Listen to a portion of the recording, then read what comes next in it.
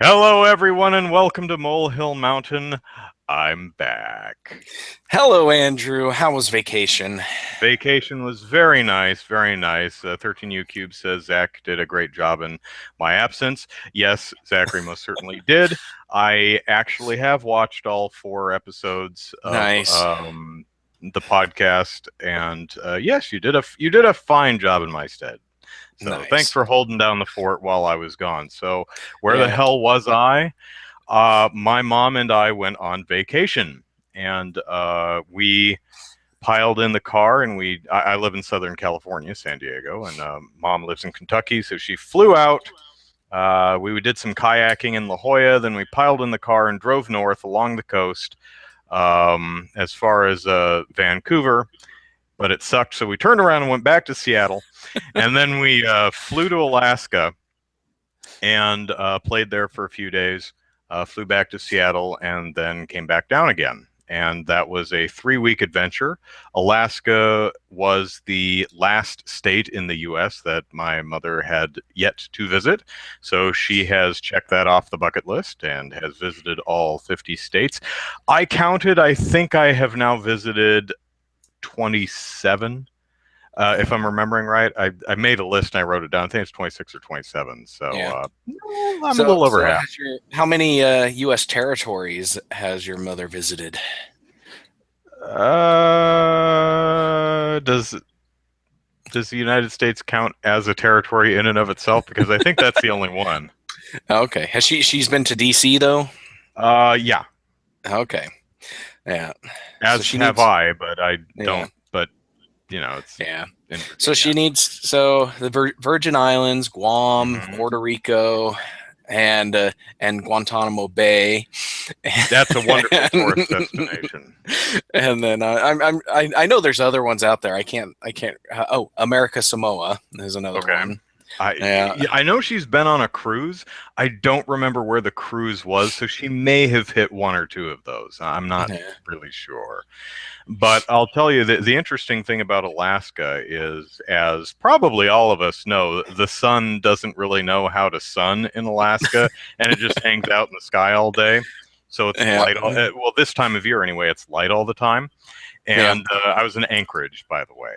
You go further north, and it's even worse. But um, so we left Seattle. The plane took off from Seattle about 8:30 at night, and I was in the aisle seat, stretching my leg out in the aisle, trying not to get it run over by a shopping car or the flight attendant cart. And I look out the window, and it's 8:30. The sun is setting, so there's this beautiful orange pink glow to the sky. So I'm like, all right, sun's setting, great. Plane takes off. I'm ignoring Batman v Superman on the little TV screen in front of me because I really didn't want to spend 3.5 hours of the flight watching it. So have I seen Batman v Superman? It played next to me. I was a captive audience. Um, Yeah. I watched. I didn't listen to it. I didn't plug my headphones in. I watched a little bit of it, so I can't really get an impression of it. But I did see Superman outright murder a guy, and I was like, "Whoa!" Because he's like in this.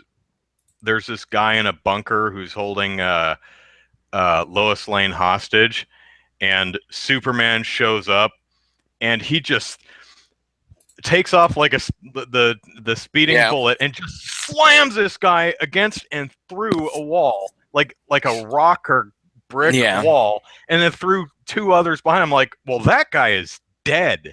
Superman just pasted that guy. I was like, holy moly. Yeah. I was like, Yeah. wow. Yeah, And I think that was the most blatant Superman will Superman kill you. murder in the in that movie, but yeah. And then Batman straight up murders half, I, I a saw couple of part dozen of people. I saw part of a like a Batmobile chase. Uh-huh. He just jumps his car like off of a building or something, and then into this. There's these two bad guys in the back of a truck, like firing machine gun. He just jumps the car, just lands right on him. I was like, wow. Yeah. That wasn't even an accident. He Yeah. aimed for that one. It was amazing. And then Batman used his super strength to grapple like 5x6x4 crate.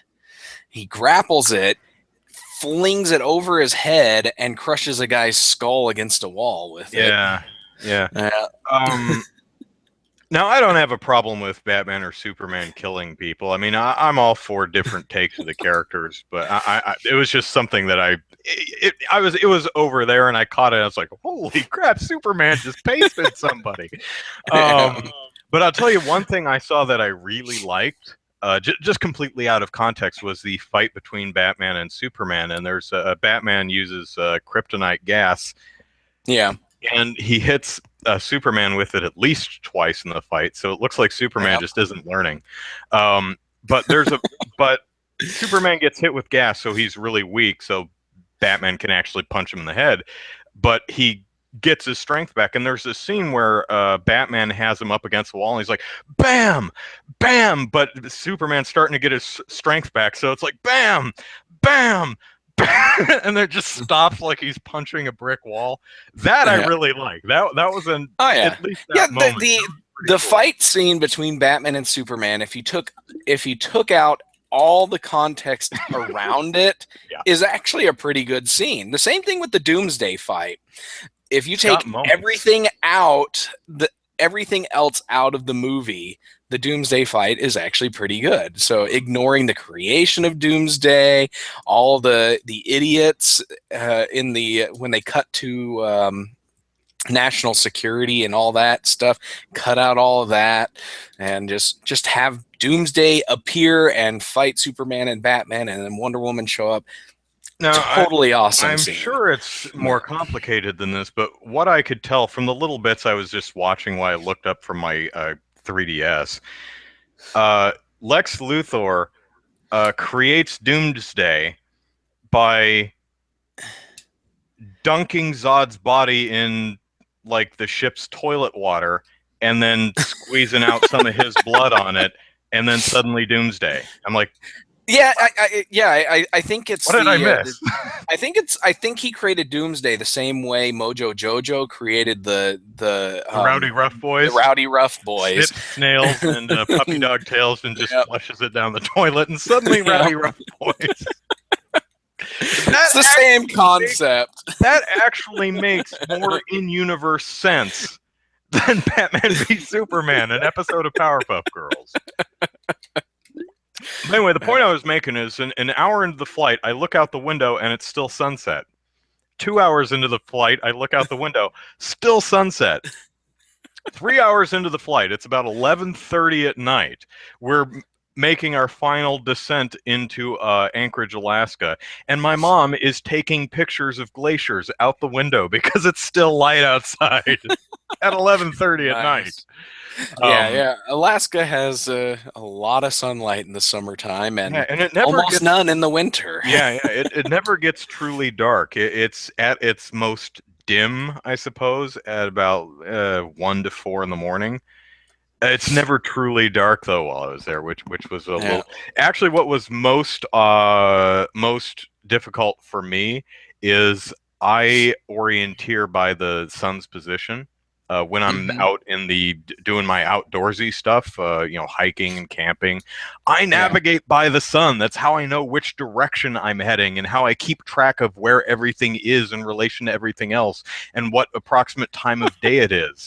Because I'm used to Southern California and Arizona, so I'm used to the sun traveling a certain trajectory across the sky. But in Alaska, it's just hanging out over there all the time, and I'm like, I don't know where that is. I don't know which direction. So I had to really pay attention to landmarks and get really stuck in my head what direction I was initially facing so that I could orient while I was hiking. So that was an interesting experience. Also, a fun thing about Alaska is there is one road that goes anywhere. Now, Anchorage, the town, is a gridded town with lots of streets and stuff. But if you're in Anchorage and you want to go up to Denali National Park, you get on Highway 3, I think it is.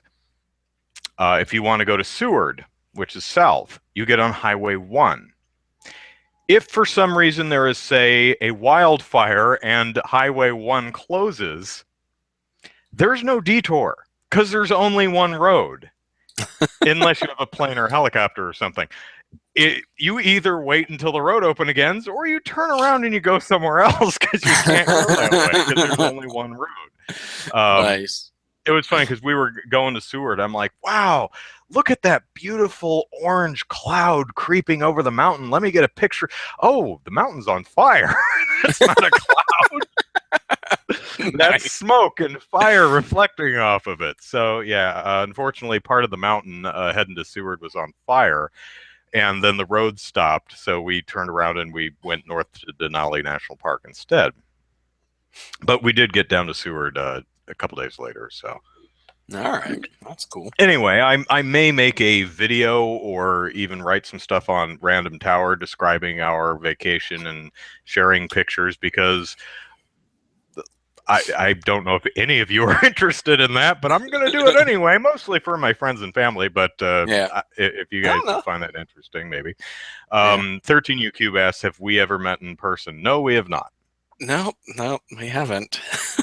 That's something we'll have to rectify at some point. But but me, I don't have money to travel, and I now no longer have any money to travel. The only I've met Dennis McCauley, the founder and original editor of Game Politics. Met him a couple times at E3. Other than that, I never met Hal or Pete Gallagher or James Fudge or. I've met Hal. Oh, have you met Hal? Yeah, he paid for a flight to DC. Oh, the DC thing, the DC thing with talking about SOPA and other copyright issues. That was a great trip. I actually met James Portnow of great. Extra Credits, and so that was cool too. James is a great guy, and so is Hal. I like Hal. He's a really interesting guy. Yeah, Hal I almost met once, but I had to. I think, believe it or not, I think I was recording not a commercial. I think it was a promo for a television show that never actually aired. It was some sketch comedy thing, I think being put together by the Zucker brothers, from the old Airplane movies and stuff. And they were trying to get together a sketch comedy show. And I and some friends were shooting, we're up in LA, Hollywood, somewhere, shooting some stuff for that. I don't think it ever aired though. If I remember, I think we did a parody of a song called I Want to Blank You Like an Animal. I forget who does that. But we were doing a parody, not a parody, but a barbershop rendition of that tune, which we kind of made up on this. We took like 30 minutes and made up an arrangement on the spot. But nice. And we had, for some reason, they wanted us to pantomime playing actual instruments, even though there was no instrumentation. I don't know if they it was all acapella. 9 Inch Nails. Thank you, 13U Cube. 9 Inch Nails. Yeah, we were singing acapella, but I actually had an upright bass, and someone had a ukulele or something. I don't know what that would have turned out to look like, but it was that's why I didn't go with Dennis to meet Hal and some other folks from the ECA, because I was doing that instead. So video games, what have I been playing? Yakuza 5, because I'm playing all the Yakuza games now and I can't stop, and it's really great. And you get to punch bears in the face. You get in a fist fight with a bear. It's so wonderful. How are these games not million sellers? That's what I'm saying. I played the Yakuza. I started Yakuza 5 with Mom while she was over here, and she loves it. Nice. So she says, Andrew, you got to tell me what happened. So I may do another series of videos or something, mainly for Mom, but for anyone else who's interested in the weird stuff I'm doing in Yakuza, like where she left off, we were in prison. Like, I escaped prison on a snowmobile and crashed into a tree and got in a fist fight with a bear. And then I got into this small town, and I dressed up like Santa Claus, and a bunch of kids chased me with baseball bats. There's Nice, this gang nice. going around, the Santa Killers, and The the guy, Santa. yeah, apparently a bunch of people going up roughing up Santa Claus peoples. Um, and so you put on a Santa Claus suit, and it's amazing seeing this big guy, this huge burly ox-like guy in a Santa suit.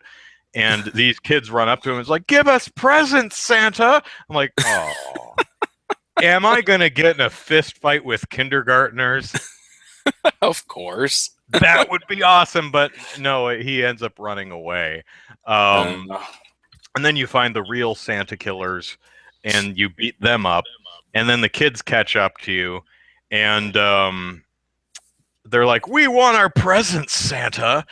And you say, and they're like, "I want a baseball bat." And he says, "Well, how about the baseball bat that these Santa Killers thugs have?" And like, "Ooh, I'll take that. I want some nunchucks." And he's like, "Yeah, go ahead and take all the weapon, brass knuckles, nunchucks. You kids have fun. Ho, ho, ho." So, great stuff. nice, nice. So that's what I'm playing. What All about right. you? Anything interesting? Well, I'm still playing Legend of Dragoon on my PSP. I finally got to disc 2.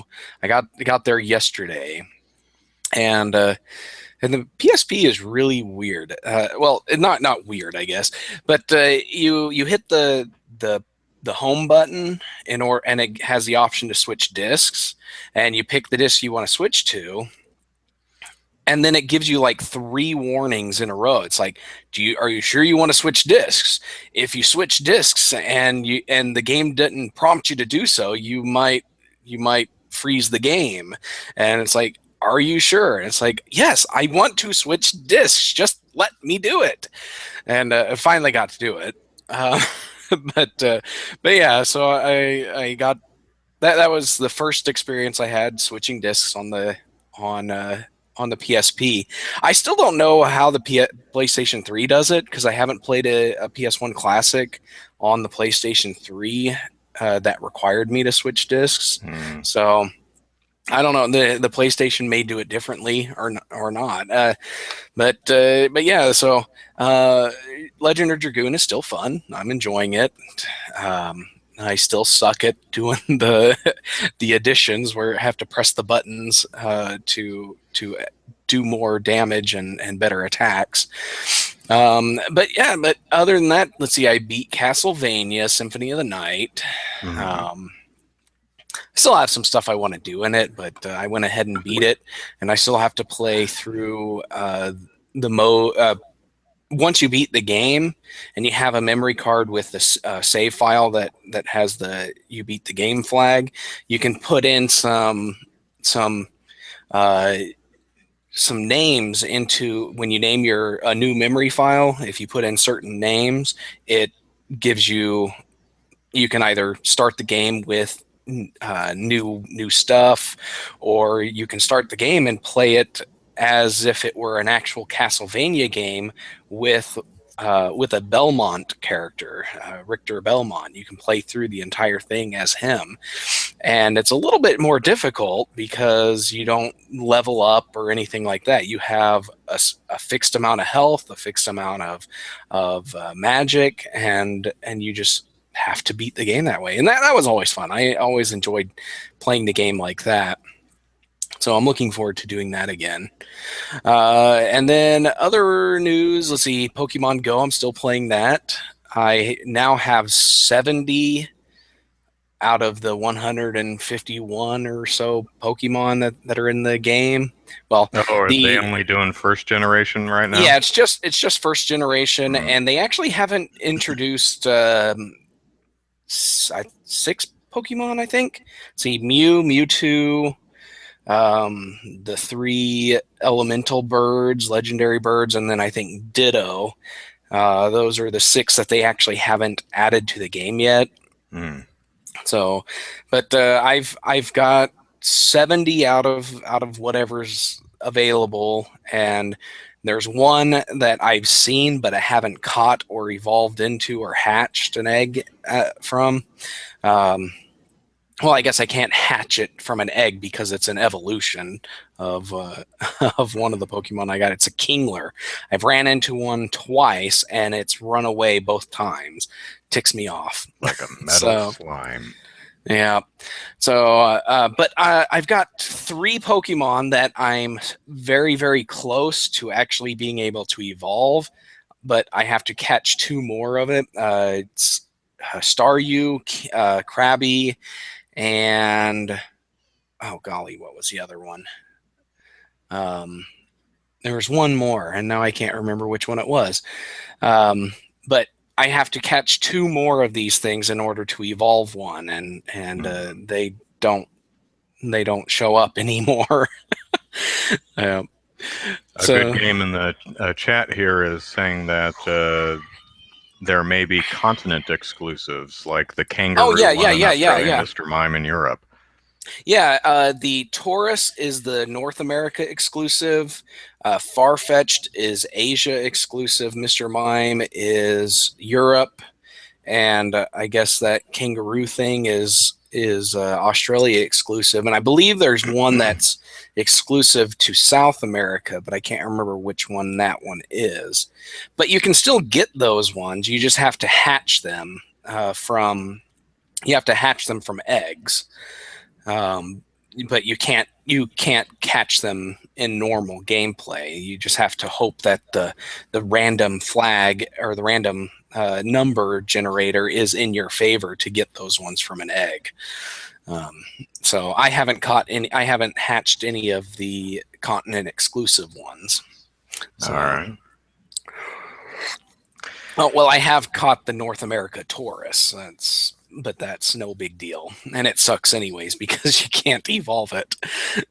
But yeah, there. And the only other game that I've played is one of the most recent Square Enix Final Fantasy mobile games called Brave Exvius.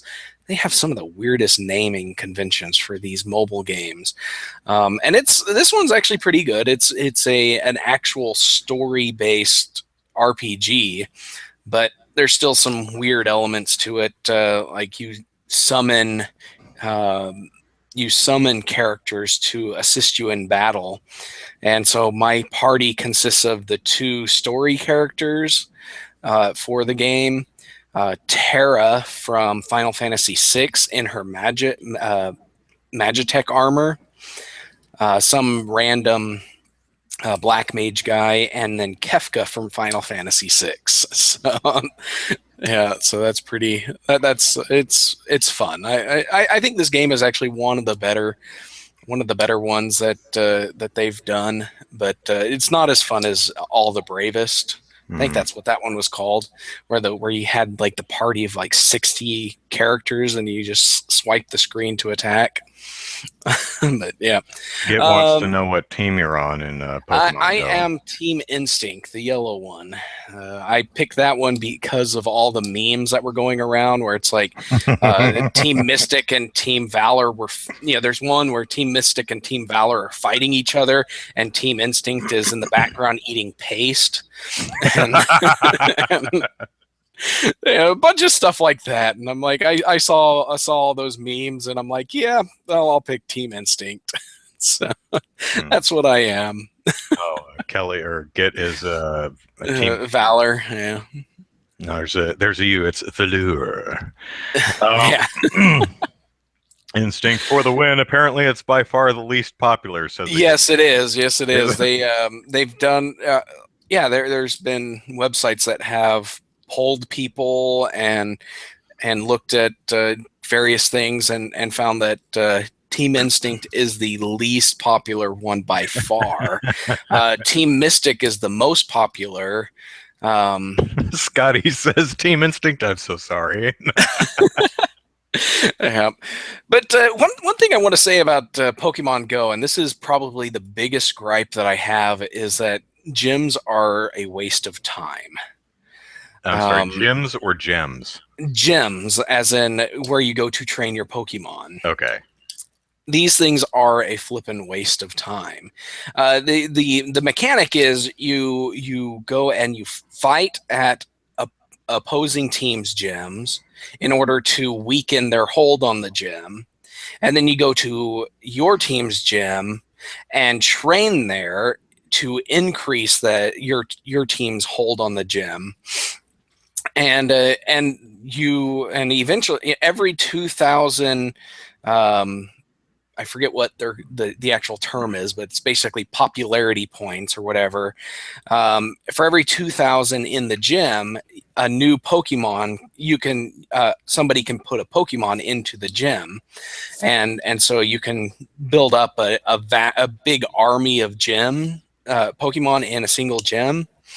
And the reason this mechanic is so stupid is that I joined a gym. And gyms are the only place you can get the in-game currency without buying it. So if you have a Pokemon, for every 24 hours your Pokemon is in a gym, you get 10 Pokemon coins.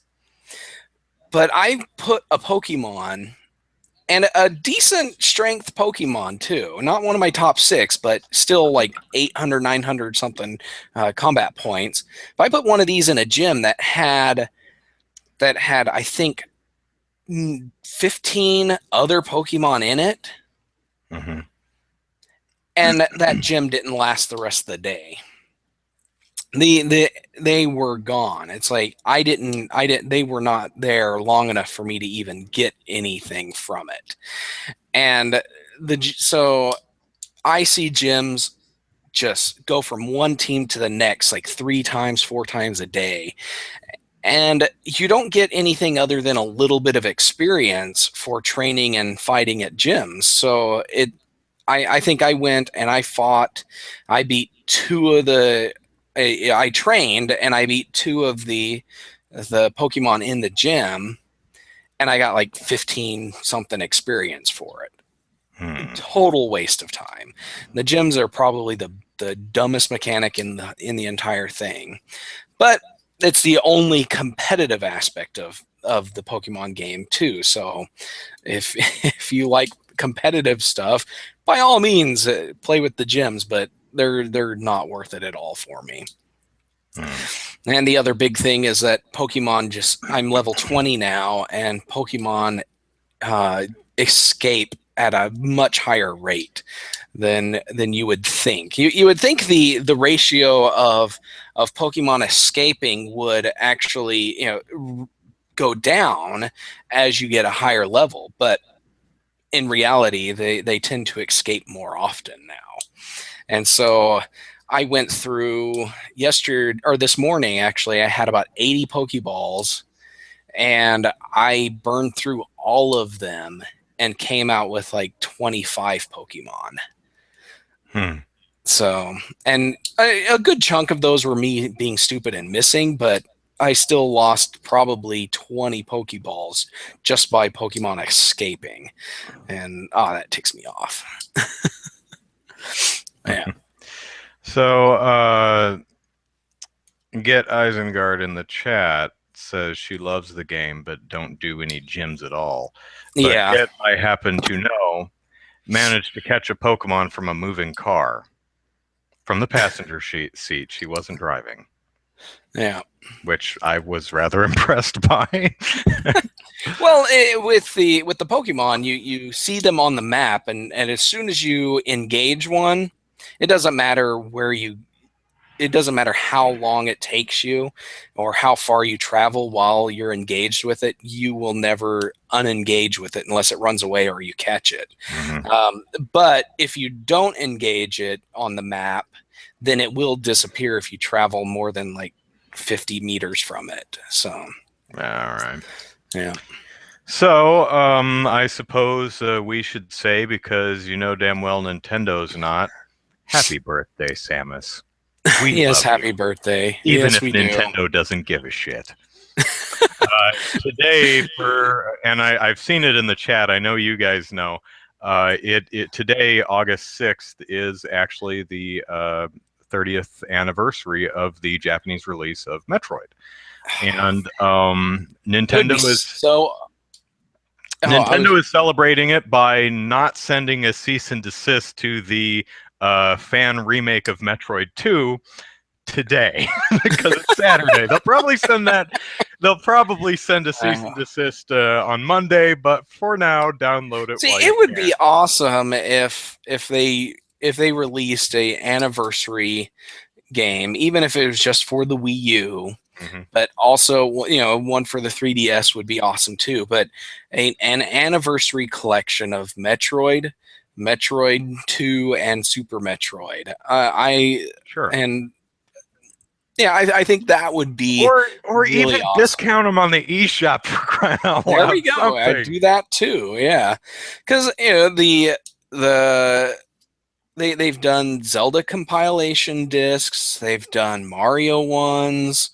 Did they do a Kirby one? I forget. Yeah. Yeah, they did a Kirby one, and but yeah, Metroid just doesn't get any love, and it's so sad. But yeah, man, I didn't check Nintendo Europe, but Nintendo America, Nintendo Japan, even their Twitter pages, they couldn't even bother to tweet a happy birthday. They care so little. yeah. Granted, it is Saturday, but still, guys. Yeah, you would no love for Metroid. Yeah, but yeah, they don't seem to care about Metroid anymore. Maybe Other M really killed their interest in. Even Capcom celebrates Mega Man's birthday. Come on, Nintendo. Yeah. So, I want to talk about something else that was brought to my attention that I actually missed because one, I'm not a pre-order guy, and two, I was on vacation at the time. But the Nintendo Mini Nintendo Classic, Yeah. Nintendo Classic, it has a different name in Europe and America, and I forget which one. But the small 30 games preloaded on the thing that comes out in November. It was announced, I think, July 14th. On July 15th, it was up for pre-order on the Nintendo's UK page store and Amazon UK and a bunch of other UK retailers. In America, it's still not available for pre-order. Not sure why, because I know some of my followers on Twitter. It's 13UCube. 13UCube pointed this out to me the other day, and it's true. It's not available for pre-order here in America yet. It probably will be eventually, but it's been half a month. And I wrote for Random Tower a month ago on the Japanese eShop sale celebrating I think it was the eShop anniversary. And I argued at the time that this is the kind of thing that I realize there are separate. The Japanese eShop is different from the UK one, is different from the American one, but you should at least announce the sales simultaneously. Yeah. Even if you can't launch the sales at the same time for whatever reason, you totally can and should. But even if you can't, which you can, but even if you didn't, you should at least announce them so America or the one that's left out isn't like, guys, hello, what about us? Do we get? I mean, it's cool, but do we get it too? And Nintendo apparently is not learning this lesson. Again, I'm sure there will be a pre-order for this sucker eventually, but why not now? Or why not at least get out there and say, hey, pre-orders will start September 1st or whatever. I mean, we'd all sit here going, why not now? But, well, okay, you know, September 1st. Pre-orders are pre-orders. As long as we know that the product is coming out, there shouldn't be any reason not to let us pre-order. 13UCube spoke to Nintendo customer service, and the guys just apologized. Yeah. I feel sorry for customer service reps because there's literally nothing they can do. They know honestly, they don't know anything. Matthew says, sounds like retail channel issues. It could be. It could be a matter of Nintendo wants to make sure it's got its stock straight before it opens pre-orders. But it seems like they would have this kind of stuff forecasted pretty well at this point, and at the very least do a limited number of pre-orders, saying like, okay, we've got 5,000 pre-orders available, and that's it until we may have more later, but for right now, we only have 5,000. Because, video game fans are fine with the limited edition stuff. We understand that Yeah. there is a finite amount of these things, but 13U Cube, they literally told me, quote, "We have no information about pre-order." You're lucky you got that much. Yeah. So, again, it will probably be available for pre-order at some point. Even if it's not, you probably won't have trouble finding it in stores, but that's not the point. No, it's not. The point is like Samus, it makes us feel like we're forgotten. Like Nintendo doesn't care. Doesn't even think of us Well, poor and Americans. but the thing Talk about is, a world problem. Where's yeah. our retro Nintendo pre-order? Well, the thing is based on my experiences and the things that Nintendo of America have done, I don't think they actually do care about the American market. That's all I can say is that they just don't care about the American market. That's why we don't get things like the Operation Rainfall games that had to go through a year and a half of people complaining and demanding the games before Nintendo of America said, "Oh, you guys want these games? Okay, here's a limited run." It's like, what?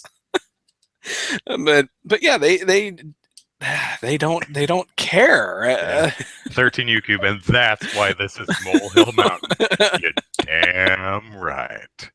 Yes. Matthew says, what do we think of Pokemon Go spiking 3DS sales?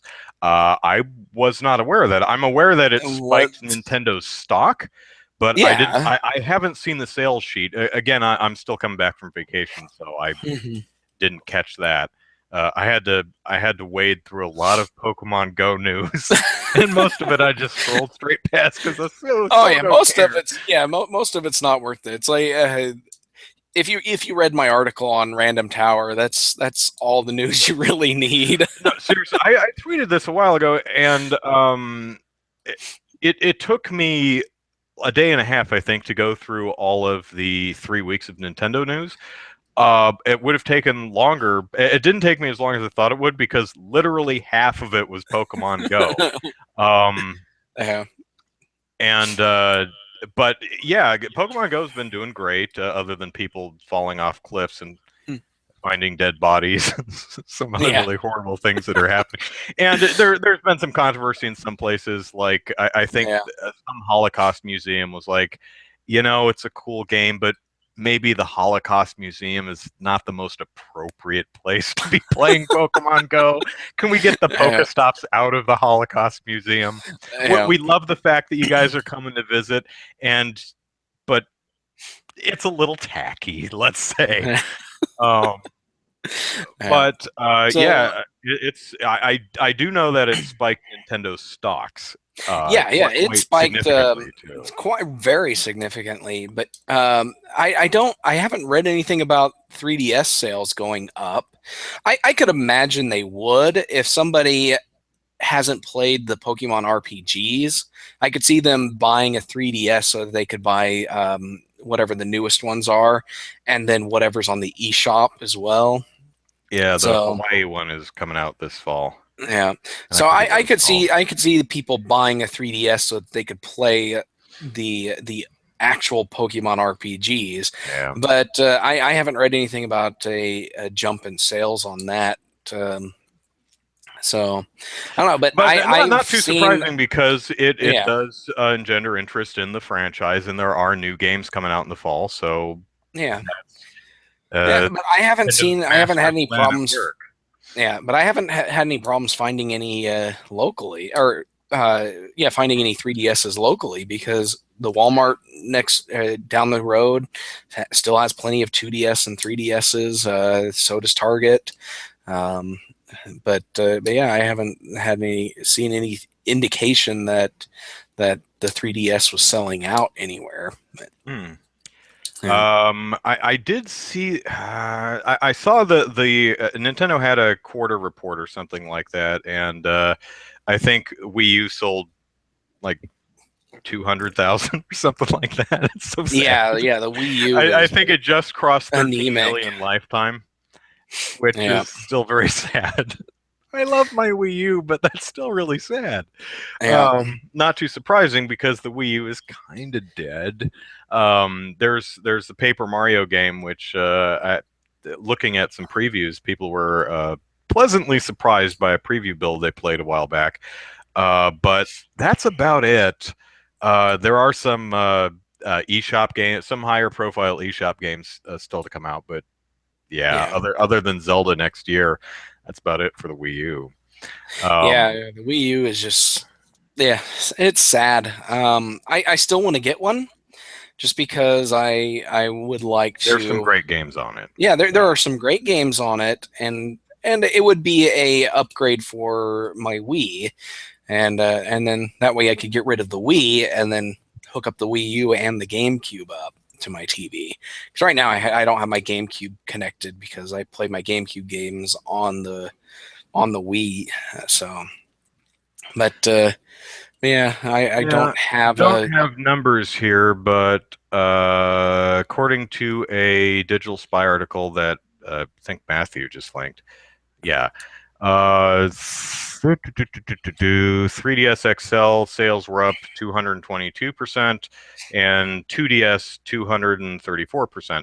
So it pretty much just doubled their sales. I don't know what they were in the first place. So I'll look into that Yeah, later. But yeah, that's good. Cool to yeah, see. good for Nintendo. So while we're talking about while we're doing the armchair thing and talking about what companies who've been in business for a very long time and have armies of people with like degrees and stuff, while we're criticizing them and telling them how to do their jobs, let's move on to Sony Pictures and their marketing of Ghostbusters. Because this is something I wrote an article about yesterday. I saw Ghostbusters. My mom and I went to see it the Friday night it came out, July 15th, which is also my Yeah. dad's birthday. Happy birthday. And I did remember to call him. And mom asked me, she says, "Do you want to see the 3D showing?" I said, "Nah, 3D is a gimmick. It's fun. I like it, but not really enough to add $4 to the ticket. So no, we'll see the regular one. It's fine." She goes, "Are you sure?" I said, "Yeah, it's fine." If I knew then what I know now, I would have shelled out for the 3D version because check this out. Let me see if I can do a screen share correctly. So, are you seeing that? Yep. Okay, so let me lock onto that. There we go. So this is something nifty that the 3D version of Ghostbusters is doing. It's presented letterboxed, still in its correct aspect ratio, but the black bars at the top of the bottom are actually part of the picture, which allowed the effects artists to draw elements of the films, like you can see here, the proton beams and the sparks coming off of the throwers are overlapping the actual film frame. So in 3D, it looks like elements of the film are busting out of the frame and coming into the audience. And that's just really super cool. I like that. That's neat. I did not know about that at all, which surprises me because I am a super dork fanboy of the Ghostbusters franchise, and I greedily consumed every single piece of media I could find, every trailer, domestic and international, all several dozen TV spots, all the interviews I could find on the various talk shows and stuff. I looked at all the posters and all the banners. I made probably like 6 different YouTube videos talking about Ghostbusters. And I did not know about this at all. And I think the reason may actually be because Sony didn't advertise this, like, at all. The only place I could actually find it advertised was on IMAX's blog, which they released a blog the same day the film came out, titled "Why IMAX 3D is the Best Way to Experience the New Ghostbusters." And it says in part, "By now you've probably heard of the Paul Feig directed comedy starring Melissa McCarthy, Kristen Wiig, Kate McKinnon, Leslie Jones, and Chris Hemsworth. What you likely haven't heard, however, is that the film features some really cool effects that make the most out of 3D and especially the IMAX presentation. Yeah, you're right. We didn't hear about it because Sony decided not to market that aspect. Yeah. You think Sony would have been, Sony, fire your marketing team?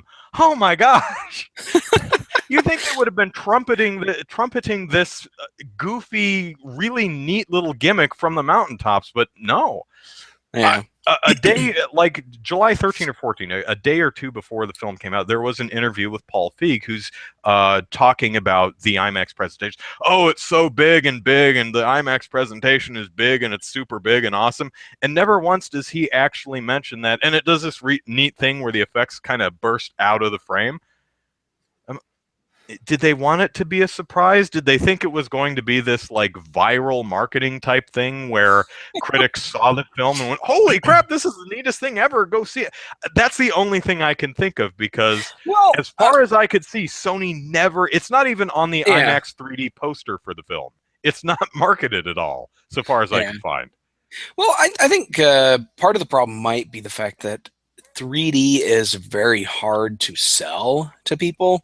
If you are not a fan of 3D movies, you're probably not going to be swayed by any talk about how awesome the 3D is, because I hate going to 3D movies. If a film starts telling me that their movie, or if a studio starts telling me their movie is totally awesome in 3D and you should see it in 3D, I'll ignore them. And I'll go see the 2D one anyways. But I don't think very many films at all really advertise the 3D effects. I know, like going back to Avatar, I think is the only one that's actually doing something particularly special with the 3D. Yeah. You think they would actually advertise that because they went to the trouble of actually doing something cool and unique with it. Well, maybe it was just maybe it was just something that was hard to sell or hard to describe in print. But I don't know. It just doesn't seem like this picture here seems that's like 1,000 words for me. Yeah. You know, just a couple of the TV spots and see it in IMAX 3D where they've done goofy commercials for 3D where they shoot specific things where the person reaches out of the camera and that's not actually in the movie, but you're like, oh, okay, they're advertising 3D. It's just weird to me that because the movie, I would totally have paid to see the movie again to see this neat 3D presentation, but the no more 3D presentations of the film are in theaters anymore. So, oh well. You can always buy a Sony 3D TV and watch it on that. I'm sure it'll be on the Blu-ray. Yeah. But it was funny because the first time, because I didn't hear about it till I got back and I read, I think, an article at Polygon who says, I think it was Ben Kuchera who says, I just, on a whim saw the 3D version with my kid and was like, holy crap, this is really neat. Go see the movie like this. And it was the same thing with Collider and MovieWeb and a couple others. I'm like, Sony. Yeah. Oh, man. You have I've said this before, but you have a relationship with Marvel. Essentially, they're making Spider-Man for you because it's obvious that you don't know how. It's obvious you don't know how to market. I was going to say comedies, but it's obvious you don't know how to market movies at all. So maybe hit up your friends at Marvel and say, hey, can you help us sell Ghostbusters? And I know that's really embarrassing that you need help selling Ghostbusters. But who does the Ghostbusters comic? Is that IDW? It was Image at one point. Might be was IDW. it? I think so. I don't know. I can't remember who does the Ghostbusters comic. So maybe a deal with Marvel might interfere with their relationship with the comic. Maybe. But yeah, I don't know. I think Sony has a lot of problems. You were talking about Spider-Man. The thing is they started out great with Spider-Man. The Sam Raimi Spider-Mans 1 and 2 were great Spider-Man films. One's pretty good, two's pretty great. Yeah, but then when they got to Three's got a lot 3, of problems. Sony decided they were the creative types. They were the ones who knew how to make a Spider-Man film, and then they proved themselves wrong. But Mm, they didn't twice. believe that they proved themselves wrong, and so they made the Amazing Spider-Man films. And the first one was not so bad. It was better than Spider-Man 3, but not as good as the other Sam Raimi Spider-Man films. And It then they was kind of totally terrible. it was pretty bad, but not Spider-Man 3 bad. Mm. But then Amazing Spider-Man 2, they said, you know what we did in Spider-Man 3? Let's quadruple that because that was awesome, and they proved Let's it double down wrong. on it, quadruple down. Yeah. Yeah. Uh, So, but yeah, they Sony and Warner are both movie studios that do not know how to do comic book stuff. And I guess Fox and it's is sad okay. because they have such cool properties. Yeah. And Fox does an all right job with X-Men, although from what I hear Apocalypse is just absolutely terrible. Um, I didn't see it. I haven't seen it either, but it's First Class X-Men is pretty 3 good. bad. Is Hmm. from what I hear, Apocalypse is X-Men 3 bad. Deadpool, I really But enjoyed. yeah, I haven't seen Deadpool. I probably won't, just because I don't particularly care Bring the for rated R kids. movies. But yeah, bring the kids. There's a new But cartoon called Sausage Party. Take your kids. oh, and then have you read about the previews of The Killing Joke? Yeah, I heard that the movie's not very good. Yeah, they apparently they tried to they Flesh out Barbara added Gordon's yeah they character and just did yeah not do and a great job of yeah it. they turned her into a crazy stalker of Batman, essentially is what it sounds like.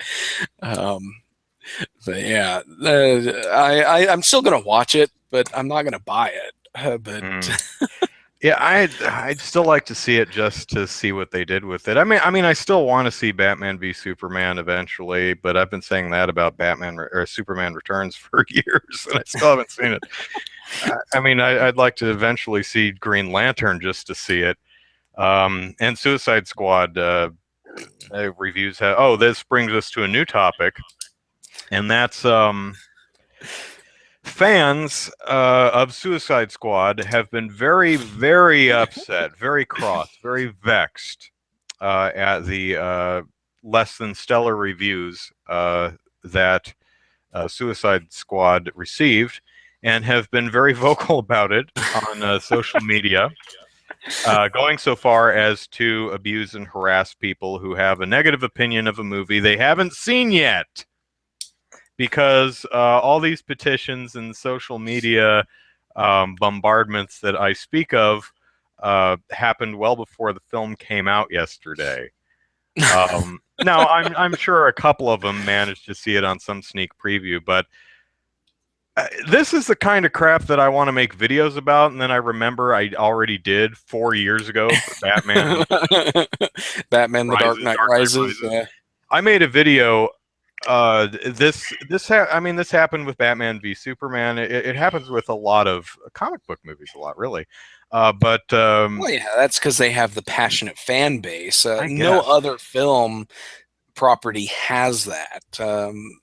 Other than, I guess, Harry Potter would be the only comparable property I can think of that would have such a Hmm. rabid fan base. But because Harry Potter has such mass appeal, it doesn't have the vitriol and anger associated with comic book movies. You know, I Fans of comic book movies. there So. have been reviews of films. Let me give you a clear example. Freddy versus Jason. All right. I like the movie. I'll just put that out there. I actually drove up to Vegas from where was I at the time? I was in Phoenix, Arizona. Drove up to Vegas to see the a like 2 week early the actual premiere of the film, and they had Freddie and Jason there, and I saw Bob Shea, who was trying to blend into the crowd by just walking around in shorts and sandals, but I totally knew that was him. The guy runs a New Line Cinema. At least at the time. I don't remember if he still does. But anyway, I saw the movie and I liked it. And I think I saw it in the theater again because they, at the world premiere, they didn't screen the last minute of the film, where basically Jason walks out of the water with Freddy's head in his hand. They they blow up and both of them fly off the dock or something like that, and it faded out there. So I had to watch it in theater again, which was fine. I took my sister and one of her friends. And then I read reviews, and most of the reviews were unkind to the film, which is fine. But some of the reviews and I think, if I'm remembering correctly, one of them was at Chud, if you remember chud.com, back when Devin Faracy actually wrote there. And I remember reading this review and thinking, did we see two different movies? Because the stuff you're actually talking about is literally wrong. Like, I don't know if you weren't paying attention or if you saw a different cut of the film, but you're like this isn't subjective opinion on how things. You're literally wrong about what happened in the film. And I've seen that kind of stuff with like the Saw films too. I've seen reviews of the Saw, which I love. But I've seen people, oh, the Saw films are stupid because this happens and it's never explained. I'm like, yes, it is. Did you not watch the movie? So I understand arguing with reviewers. I don't understand hurling abuse and invective at them, but what I truly don't understand is getting really genuinely upset at reviews of a movie that you haven't seen yet. Yeah. That just astounds me. I honestly do not understand the mentality behind that. I am so angry at you for not liking a movie I am sure I'm going to like when I see it, when it comes out. Harumph. Yeah, but, I already made fun of those silly widgets 4 years ago in my Dark Knight Rises is Perfect video. It's called The Dark Knight Rises is Perfect, if anyone wants to go see that one. Yeah, and that's understandable from people who are fans of a franchise, whatever the franchise is. People can get passionate about these things. Well, I understand being disappointed that a movie you're really looking forward to gets bad reviews, because I'm disappointed that the reviews of Suicide Squad are less than stellar, because I was really looking forward to this film. Exactly. I was too. And it's a damn shame that apparently it's not that great. Yeah, after the crap fests that were Man of Steel and Batman v Superman, I was looking forward to something that might be fun, that might be reminiscent of Guardians of the Galaxy, because Guardians of the Galaxy was a fun movie. And they were trying to bill Suicide Squad as Marvel's Guardians of the Galaxy, or as DC's Guardians of the Galaxy. And apparently it just does not work. And yeah, it is very disappointing, because I was looking forward to this. I was like, this is awesome. This is going to be great, because I watched the animated Suicide Squad that came out a few years ago. Good, and it is really good. They have some. It's a great story. Lots of twists that you don't really expect, and a great conclusion to it. And then there was Task Force X, an episode from Justice League Unlimited. Unlimited, yeah. Yeah, that episode was really good. The Suicide Squad stuff in the Arrow CW TV show, those never worked out as well as you would expect them. They should have worked out. Arrow just looks crap. I don't know if it is. I hear really conflicting reviews of it, but it doesn't look good to me. But the problem with Suicide Squad on Arrow is that they just didn't have, when they did the episodes, they just didn't have a very good cast of villains to work with. So they were using random guy who blew up stuff as one of the Suicide Squad members, and he was the first one to die. But it was just like there was an episode with this guy that was just bombing stuff, and I forget what his motivation was, but he was one of the Suicide Squad members. They might kill one of these characters. Could it be the character with no name that no one's heard of, that has no introduction? Could they kill off that one? Will anyone be surprised? Will there be Yeah. any tension? Or but yeah, so the Suicide Squad for me has had a mixed history, but there have been some good stuff out there. I And think I believe truly that that IP, that Suicide Squad, has the potential to be totally fun and great. oh yeah, Um, definitely. but Um, unfortunately, it sounds like this wasn't it. But everyone still seems to be in agreement that there are really great elements to this movie. Even like Batman, we talked about earlier, Batman v Superman, crap as it is, has really great moments and elements, like Batman punching Superman in the face and Superman getting stronger and starting to flinch less and less until he's like punching a steel girder. That's a great moment. That's really cool. And in Suicide Squad, a lot of most every reviewer are saying that Margot Robbie, Viola Davis, and Will Smith and Jay Hernandez, the guy who plays a Fireboy, Diablo, Diablo. Yeah. are really great. And so I don't think Suicide Squad is unsalvageable.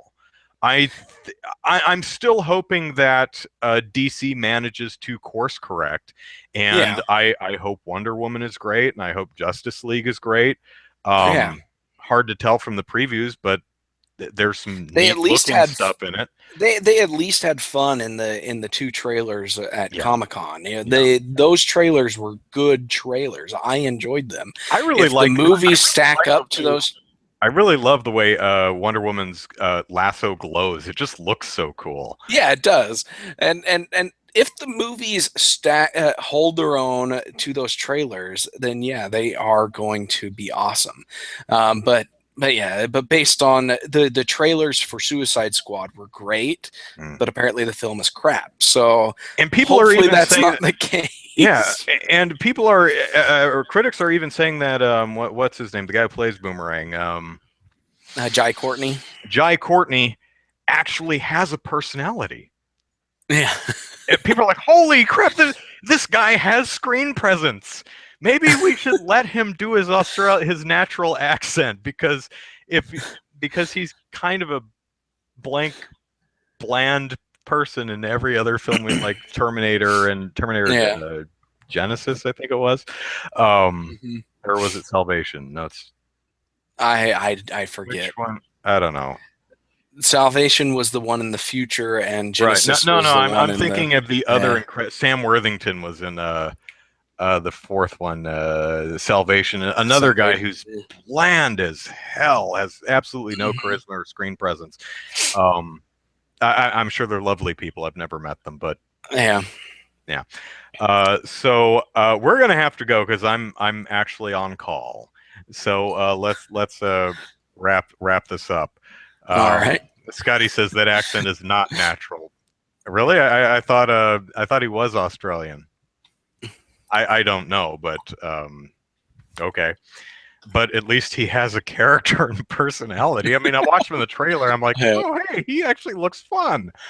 So okay, so Andrew Eisen here, Eisen is how you spell the last name. Plug it into YouTube and you'll find my videos at Andrew Eisen for Twitter and Andrew Eisen YouTube for Facebook. And yeah, that's it. I'm probably not going to have a new video this weekend because I'm working, but Yeah. hopefully something next weekend. We'll see. Hopefully. Zachary, go ahead. All right, you can follow me on Twitter at Easy Night, and you follow my game development work, DK_gaming, and DivineKnightGaming.com. And the Oklahoma game development scene is OK Game Devs on Twitter and OKGameDev.com. And just a reminder for everybody, if you are interested in supporting indie developers and the engines they use, the Hakesflixel Indiegogo campaign is still going. It's just a $150 or so away from hitting 200%. So, Yeah, it's great. that succeeded, didn't it? Yeah, it's Okay. it's good. It's golden. It's got 19 days left, and it's at 195%. So we'll see how much more money they can raise. But yeah. Yeah, and yes, I see you, 13U Cube and Matthew, talking about the NX rumors. I guess I know. I read about them. Zachary talked about them in last week's show Yeah, before last that, week's one of them. show. So Yeah. that's why I didn't. But I'm seeing you guys are interested in my thoughts. So remind us next week, and we'll talk Yeah. about it again. So, but that's it for this week. Thanks for showing up and keeping us company, folks. Great to see you again. Great to be back, except for the part where I have to go to work during the week. If there's anything I learned from 3 weeks of vacation, it's that I will have no problem at all when it comes time to retire. I will be totally fine not working. So, well, you didn't experience that 4th week where you just totally crash and you just hate your life. And that's when it starts, is that 4th week. So, all right. Take care, y'all, and we will see you next week. Bye-bye. All right. See ya. Bye.